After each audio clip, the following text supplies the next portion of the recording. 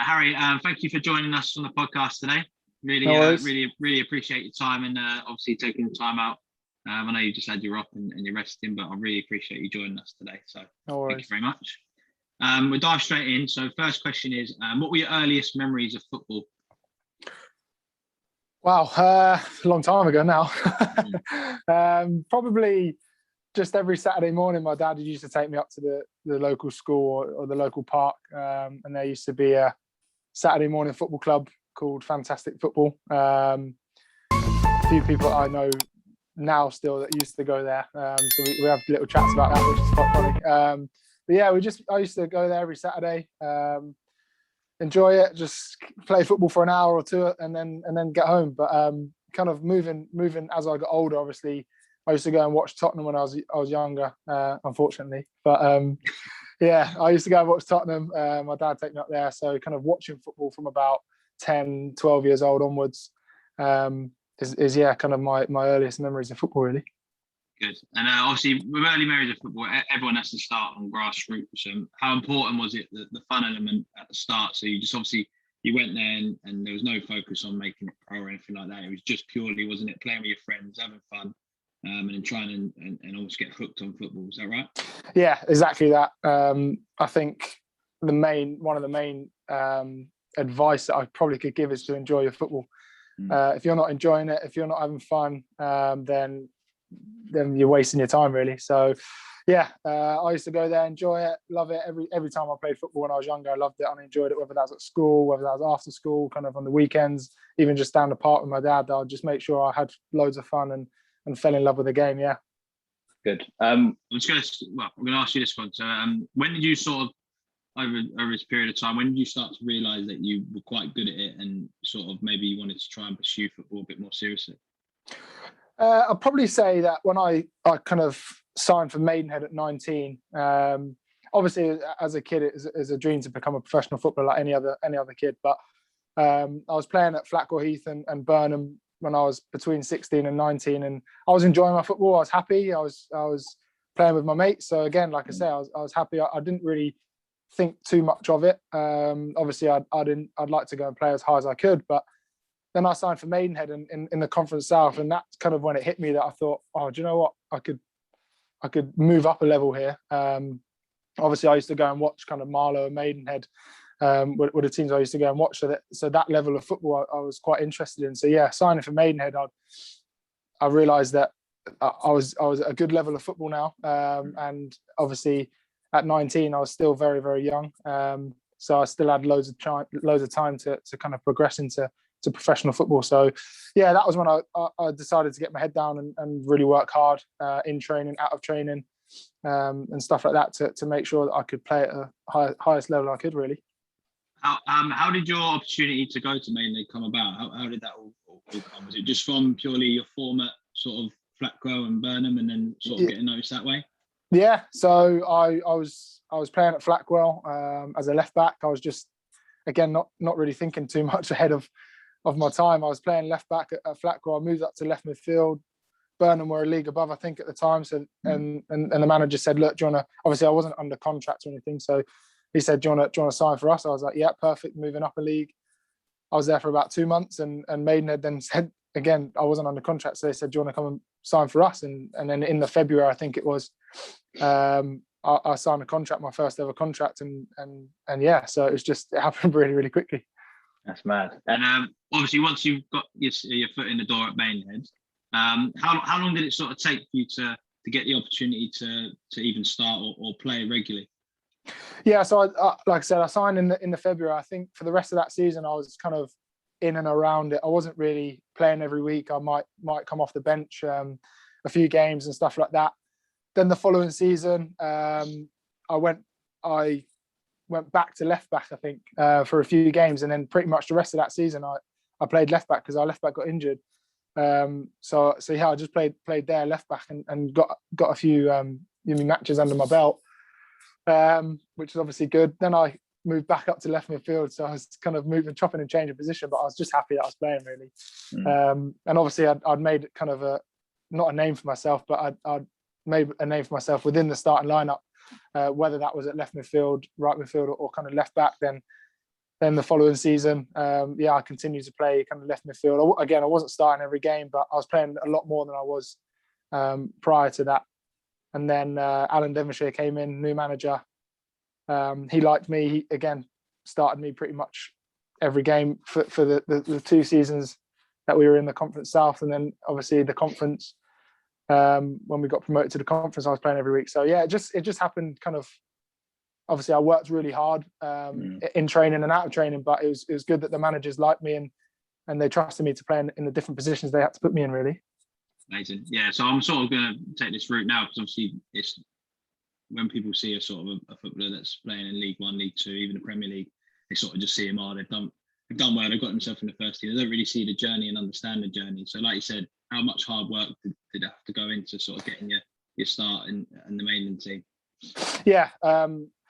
Looking back on it now, I probably didn't think that I was working hard, but at the time I was probably working hard. I was making sure that not just the kind of the Tuesday, because obviously we only trained Tuesday nights, Thursday nights, and then obviously played Saturday. So I wasn't just working, and I was working all the other days as well. Kind of whenever I had the chance, when I had the energy to kind of play football, I was playing football. I was training. I was working hard in the garden.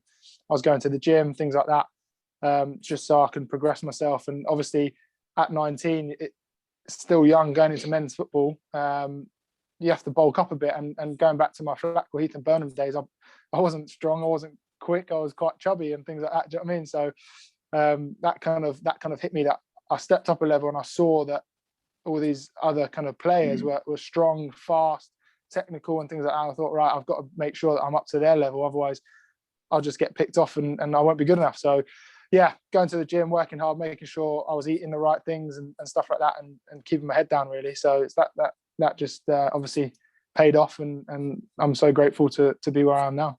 Yeah, totally true.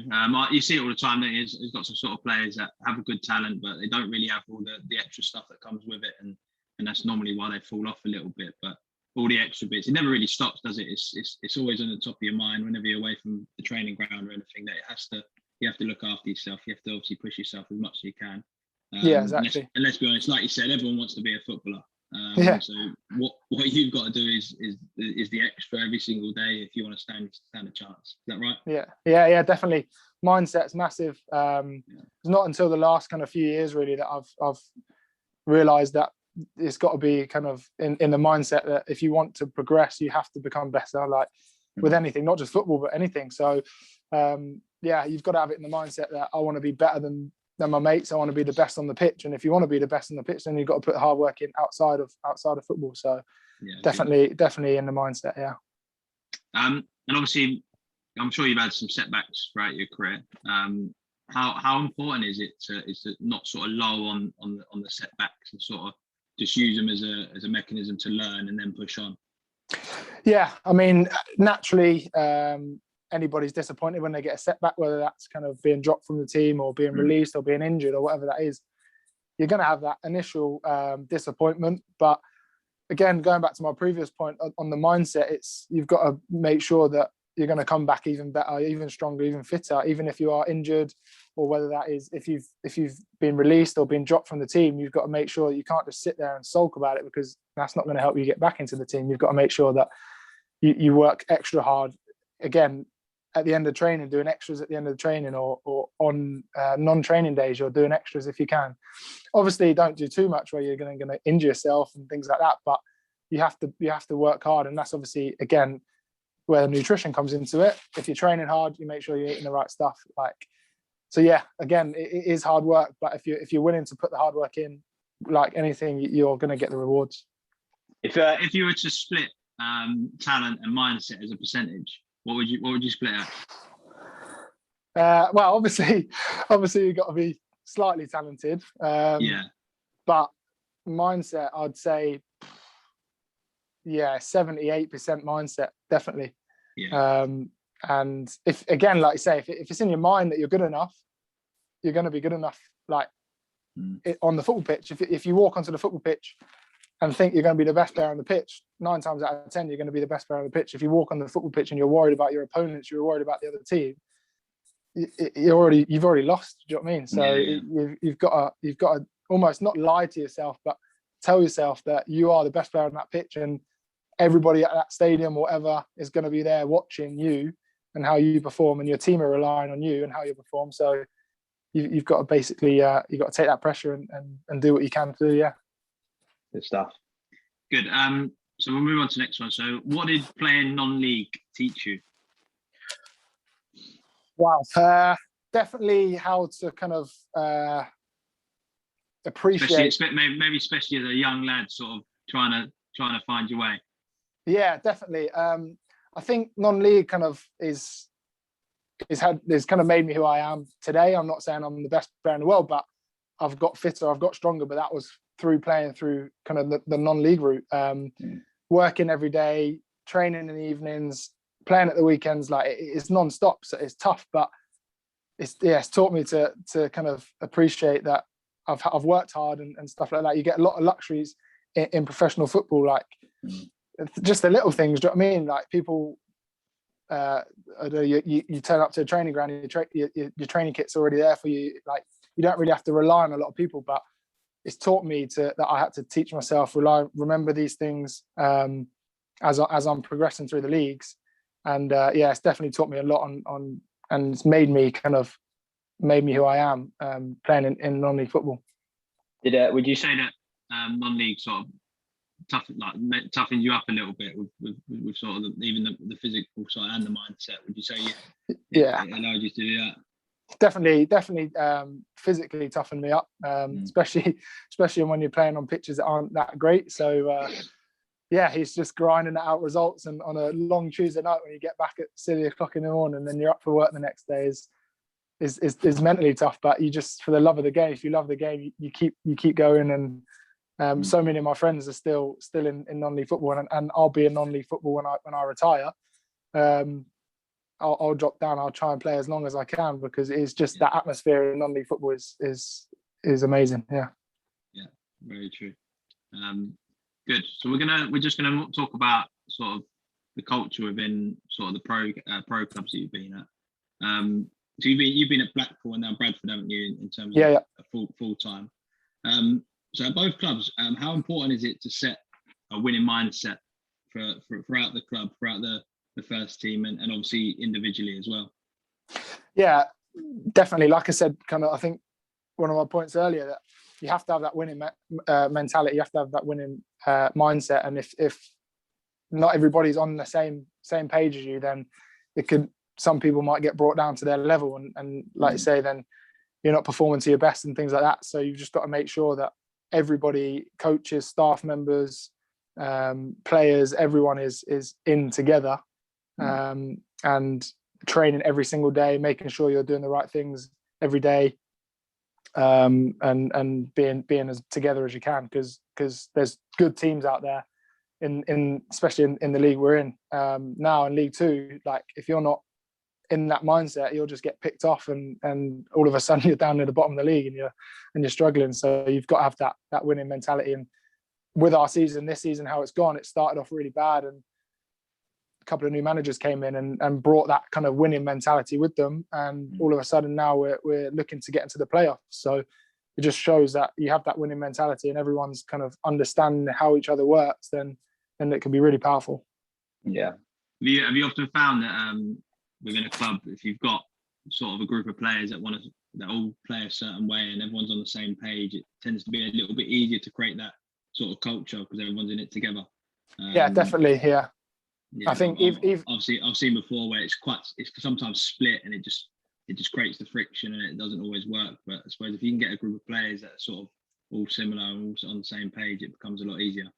Yeah, again, not even, like you say, not even in just a professional game, even in non-league. Like when we was at Maidenhead and we won the league, we weren't favourites to win the league. We probably weren't the best team in the league, but we had that togetherness. We all know how each other played. We all know how each other worked, and we expected that every single game, 110%. And yeah, we ended up winning the league. So yeah, it's absolutely massive that nobody's divided. No, there's not any like cliques in the group and things like that. You've got to make sure that you are all 100% in on the same page. And there'll be games, won't there, where you're just not performing, but there's always that, if you're all in it together and you're all pulling your weight, it just gets you over the line on those games where you just got to win ugly. And yeah, exactly. It's huge, isn't it? It's huge. Yeah, you might not personally be having the best of games, but you know that your teammates are there going to back you up.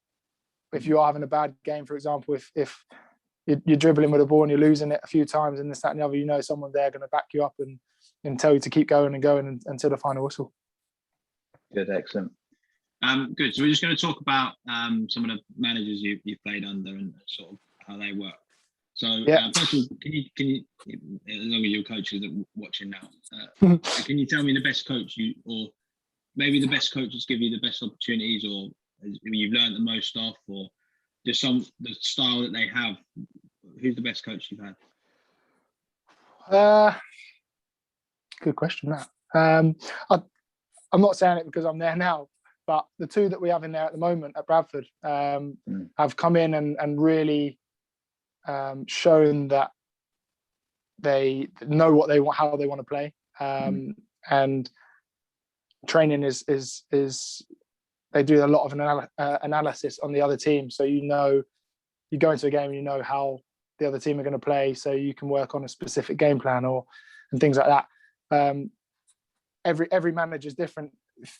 Some managers you have laughs and jokes with, and you think like it's just almost like a friendship rather than a manager and a friendship. And then there's other managers that are strict on you, but you'd rather them be strict on you because then you don't get too comfortable. So I've had it both, where managers are friendly and there's a good vibe in the group, which is really good. But then I've obviously had it where managers are quite strict, but again, that makes sure that they know as a player everything that you have to be doing as a player in that game to get the results. So do they change their style depending on the individual? So sort of, I know I like a little arm around my shoulder telling me that I'm the best player on the pitch, but then someone likes it a bit firmer and sort of being told. Will they change their style depending on the player? There's been managers that would change it, has changed their style for the individual.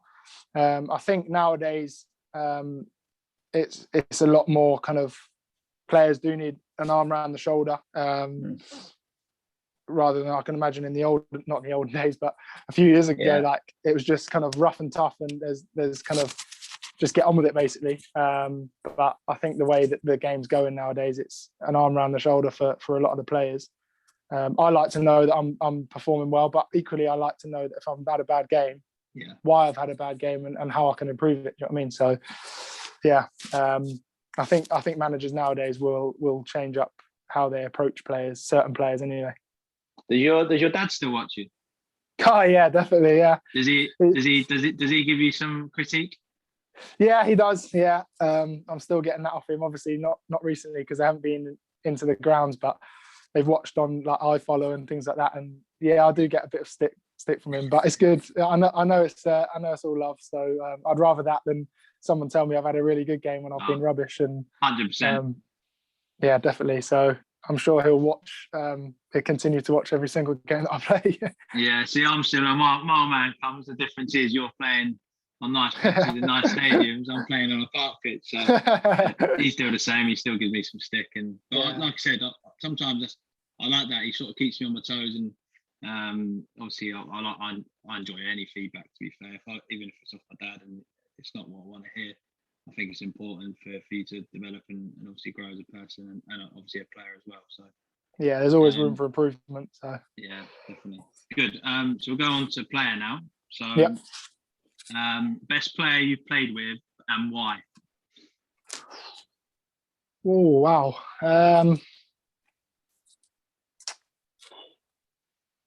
There's a lot of players there. Or should we break it into? So let's go the most talented player. Yeah. So skillful, like whatever, nice on the eye. And then another player that sort of just puts in the hardest effort, trains the best, plays out his skin. So two different types of players. Yeah. So technically, again, there've been a lot of very good players. Someone who that I played with for one season at Maidenhead, and when I left, he then left and played and now plays for Wolves. Max Kilman at Wolves, technically ridiculous, especially for the size. He's like 6'5". But did he play futsal as well? Yeah, he used to play futsal. So I don't know if that's cheating really. He's had a little bit of experience in that field.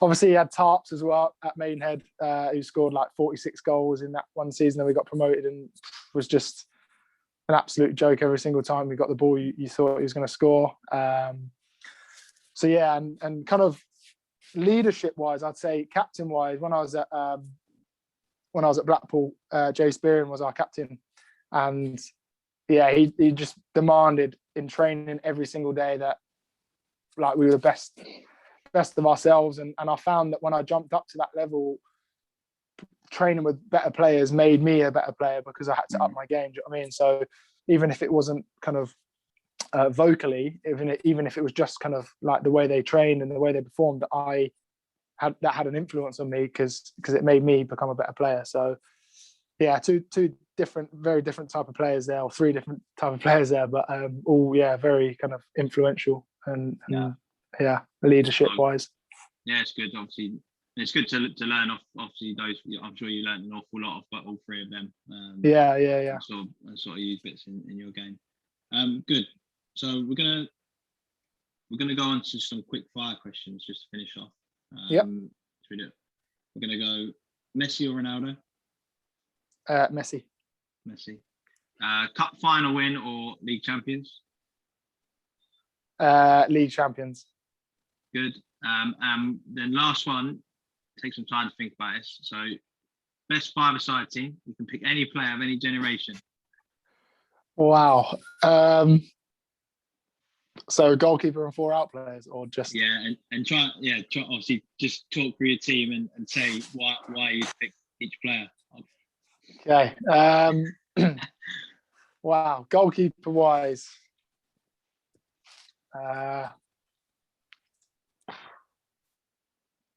I'm going to say Iker Casillas. Solid start there. Yeah, that is a strong pick.